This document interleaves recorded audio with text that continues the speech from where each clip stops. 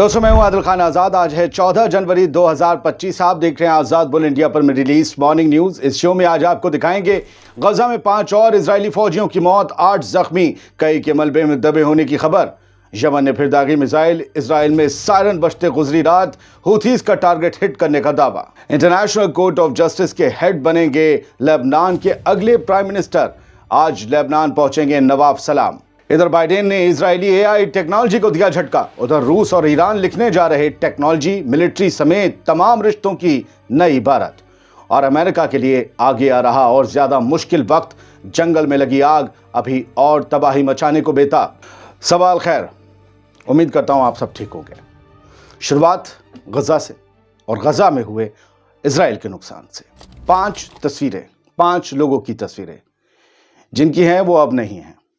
ये बताया जा रहा है कि लोग ताज़े ताज़े मारे गए हैं। अभी इनके बेत हनून में एक इनका कड़ा मुकाबला हुआ और एक पूरी बिल्डिंग में एंटी टैंक मिसाइल से हमला करके इन लोगों को मौत के घाट उतार दिया गया। 5 आईडीएफ के फौजी थे, 8 फौजी जख्मी हुए हैं और कई मलबे में दबे हैं। फिलहाल आईडीएफ ने अनाउंस किया है कि 5 सोल्जर नॉर्थ गजा में मारे गए हैं। इसके बारे में बहुत ज़्यादा इन्होंने जानकारी ना देते हुए बताया कि नाहल ब्रिगेड के हैं, लेकिन हमने कहा कि जानकारी कहाँ ढूंढें।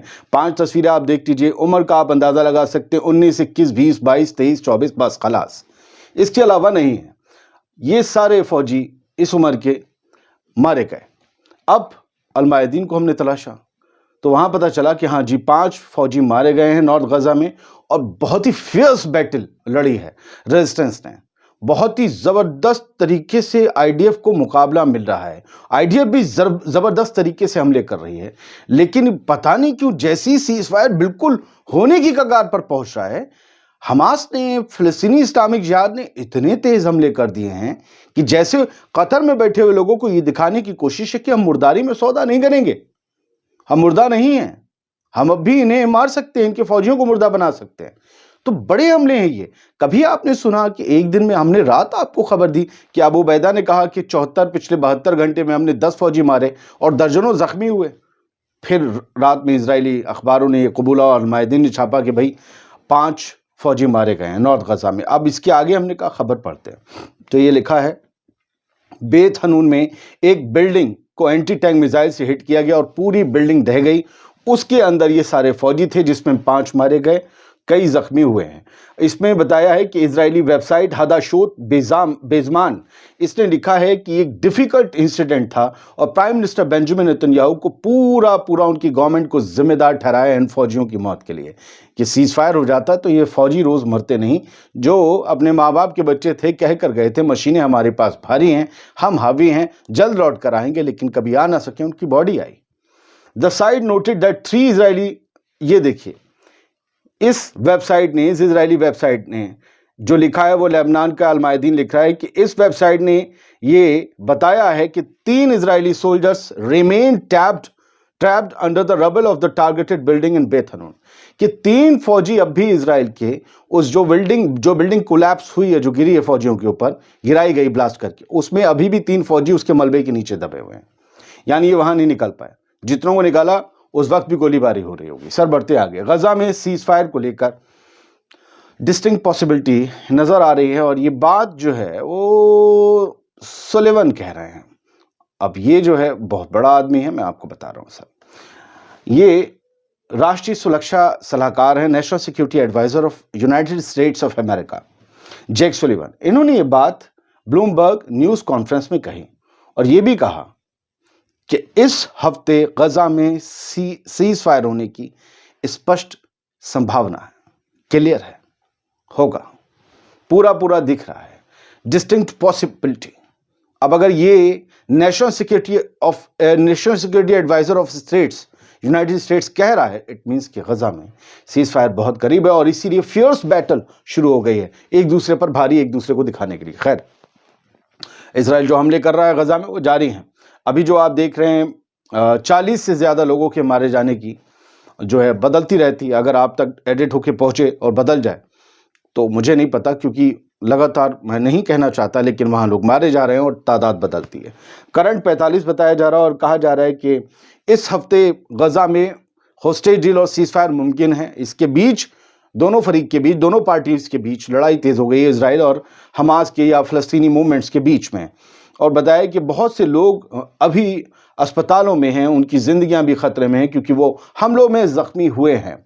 हम आगे बढ़ते हैं और प्रेस टीवी की हेडलाइन लेते हैं जो ये बताती है कि यमन ने एक बार फिर से एक दिन सुस्ताने के बाद से, हमारे सस्ताने भी बोलते हैं, एक दिन सुस्ताने के बाद फिर हमला किया और मिसाइल दागी है फिर से।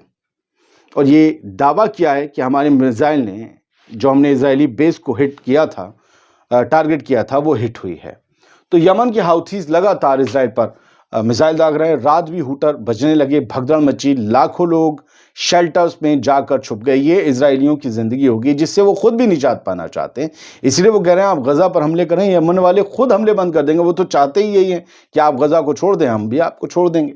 तो ये बताया गया है। इजरायली मीडिया आउटलेट्स ने भी कहा कि सायरन सुनाई दिए वेस्ट बैंक में, जॉर्डन वैली में, अफूला एरिया, बेत शीन टाउन और भी कई जगह पर, ये सारे हर जगह सायरन बजते रहे और लोग भाग भाग कर अपनी जान बचाते रहे।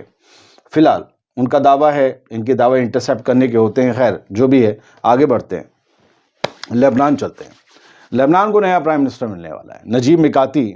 उन्हें बस 8 वोट मिले, लेकिन जो बनेंगे उन्हें 128 मेंबर की जो पार्लियामेंट है उसमें से 84 वोट मिले। अब ये शख्स अपने आप में बड़ी अलग चीज है। इंटरनेशनल कोर्ट ऑफ जस्टिस का हेड अब लेबनान का प्रधानमंत्री बनेगा, prime minister of Lebanon Nawaf सलाम बाहर हैं। इनके पीछे ही इनके नाम पर बातचीत हुई, एक राय बनी और जो 2 ऑलरेडी मैदान में थे उन सब ने अपना नाम खींच लिया। बाकी नजीब मिकाती जो अभी तक प्राइम मिनिस्टर थे, उनको 8 ही वोट मिले, इन्हें 84। हिजबुल्लाह ने और जो उनके अमल मूवमेंट, उनके ब्लॉक जो है, पॉलिटिकल ब्लॉक है, उन्होंने अपना कोई कैंडिडेट पेश ही नहीं किया। तो एक तरीके से एक तरफा इनकी जीत हुई है और माइकल ओन ने इन्हें प्राइम मिनिस्टर के तौर पर इनका ऐलान कर दिया है। अब बस इनका हलफ लेना बाकी है और ये बताया जा रहा है आज सुबह या आज दोपहर तक जो है ये लेबनान बेरूत आ जाएंगे लौट के, और उसके बाद इनकी ताजपोशी होती है। एक नया दौर शुरू करने की बात कही जा रही है लेबनान में। अभी 2 साल से सदर की कुर्सी खाली पड़ी थी, वो मिल गया और उसके बाद फौरन प्राइम मिनिस्टर। आपको नहीं लग रहा कुछ अलग हो रहा है? मिलिट्री चीफ जो है सदर बन गया, चलो कोई बात नहीं। आईसीजे का जो चीफ जज है उसे बुला लिया गया है। लगता है कि कुछ नई तकदीर और तदबीर जो है वो एक किस्म की सूरत बन रही है इस तरीके से। खैर सर, बढ़ते आगे। जो बाइडेन ने जाते जाते पता नहीं क्यों एक झटका दे दिया इसराइल को। अच्छा, बाइडेन हुकूमत ने एआई चिप्स जो होती है ना, आर्टिफिशियल इंटेलिजेंस की चिप्स, उसके एक्सपोर्ट पर सैंक्शंस लगाए हैं। और कमाल की बात यह है कि उसमें इसराइल का नाम भी शामिल है। 20 उनके भरोसेमंद मुल्क हैं, उन्हें तो देंगे, लेकिन इसराइल समेत कुछ और ममालिक, स्विट्जरलैंड भी है उसमें, सिंगापुर भी, आई थिंक सिंगापुर भी, इन सबको नहीं मिलेगा। ये कहा गया जो एडवांस एआई चिप्स हैं, इसके हम जो एक्सपोर्ट है उसको कंट्रोल कर रहे हैं और हम बहुत से लोगों को अब चिप नहीं देंगे।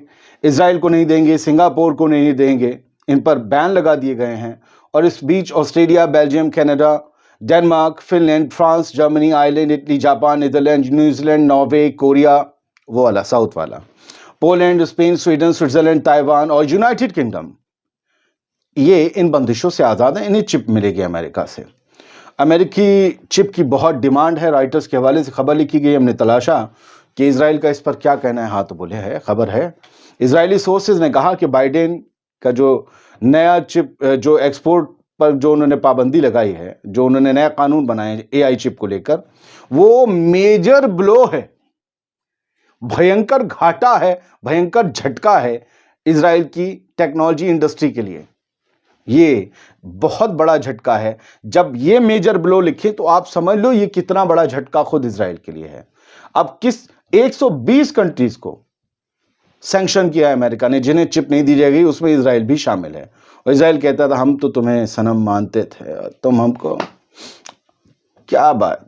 खैर, ये इन्होंने बताया है और मंडे को ये सैंक्शंस लगाए गए हैं अमेरिका की तरफ से और कहा गया है जो एआई प्रोजेक्ट्स हैं इजराइल के, वो बुरी तरीके से इससे जूझेंगे और लार्ज कंप्यूटिंग सेंटर्स जो हैं उनको भी घाटा होगा। کئی طرح کی جو ہے جنگ میں بھی ٹیکنالوجی اے آئی کی یوز کر رہا تھا اسرائیل، اسے بھی اس سے جھٹکا لگے گا. اکنامک انٹرسٹ جو ہیں ان کو بھی جھٹکا لگے گا. تو بہت بڑے لیول پر ہے یہ خبر. اگر ہم اسے سمجھیں گے تو اس پر الگ سے ایک پروگرام بنانا پڑے گا، جو کہ میں نہیں بناؤں گا اس بارے میں. ایران رشیا نے ایک اسٹریٹجک پارٹنرشپ ڈیل جو طے کر لی ہے، اسے انجام دیا جائے گا. اس پر دستخط نکاح کے مطلب جو ہے ڈیل کے ہوں گے جمعے کے روز. جمعے کے ملنے کا کیا تھا وعدہ، تو مسعود پزشکیان ایران کے صدر پوتن سے ملنے جا رہے ہیں ماسکو، اور وہاں یہ ڈیل سامنے ہوگی اور سائن ہوگی. کرملن نے یہ بتایا ہے. اب اس میں کیا ہوگا؟ اس میں اے آئی ٹیکنالوجی ہے جس کا جھٹکا ادھر امریکہ سے، اور بھی کئی طرح کی ٹیکنالوجی ہیں. ڈیفنس سیکٹر ہے، ملٹری جو کوپریشن ہے دونوں کا، ملٹری ٹیکنالوجی کا ایکسچینج، اور بھی آپ کا اکنامی ہے، ایگریکلچر ہے، بہت سی چیزیں ہیں. اور 33 سال سے جو ان دونوں کے بیچ ایک ریلیشن چل رہا ہے، اس کا ایک اور رینیول ہے یہ. سر بڑھتے ہیں آگے. یورپی یونین کے 6 ممبرز نے ٹیمپرری سسپینشن کا جو ہے عہد دیا ہے. سیریا کے اوپر جو سینکشنز لگے ہیں ان کو ٹیمپرری طور پر انہیں لفٹ کرنے کی بات کہی ہے، کہ بس ان کا ساتھ دیا ہے یا سپورٹ کیا ہے کہ ہاں سیریا پر سے کچھ پابندیاں ہٹا لی جائیں، ٹیمپرری طور پر ہٹا لی جائیں، پھر ان کا چال چرتر اور چہرہ دیکھا جائے، ان کا چال چلن دیکھا جائے. اگر سیدھے چلتے ہیں الشرع تو ٹھیک ہے، پھر پرماننٹ ہٹانے کی سوچیں گے. ٹیمپرری طور پر ہٹا کر انہیں جو پابندیاں تھیں کہ یہ مال نہیں بیچ سکتے، وہ نہیں خرید سکتے، یہ چیزیں جو ان کی ڈیولپمنٹ، ان کی اکنامی کے لیے بوسٹ کرنے والی ثابت ہوں گی، وہ انہیں دے دیتے ہیں. پھر دیکھتے ہیں وہ اس کا کیا کرتے ہیں. اگر ان کا مائنڈ سیٹ پرانا والا ہے تو پھر ٹھیک ہے، ہم کوٹیں گے انہیں. نہیں ہے تو پھر ہم انہیں لوٹیں گے مال بیچیں گے. ایسا سمجھیے. کیلیفورنیا لاس اینجلس میں جو آگ لگی ہے اس کو لے کر ایک بڑی خبر ہے. بڑی خبر یہ ہے کہ امریکہ کے لیے آنے والا وقت اور مشکل ہے. اور اس میں لکھا گیا ہے ہیڈ لائن میں کہ کیلیفورنیا لاس اینجلس میں وائلڈ فائر میں جو اپڈیٹ ہے وہ یہ کہ یو ایس ویدر ڈپارٹمنٹ میں جو امریکہ کا جو موسم وبھاگ ہے اس نے یہ کہا ہے آگے ایکسپلوزو فائر گروتھ ہوگی. ایکسپلوزو مطلب ایک طریقے سے بم پھٹ جائے گا. جو آگ لگ رہی ہے نا اور بھیانک ہو جائے گی، مطلب بالکل راکشس، ایک بھوت بن جائے گی، کیونکہ تیز اسٹرانگ وینڈز اس ہفتے آنے والی ہیں. ابھی تو فی الحال 24 لوگوں کی موت کی خبر ہے، اس میں کوئی اپڈیٹ نہیں ہے، لیکن ہوائیں آگ کو اور زیادہ بھڑکانے جا رہی ہیں.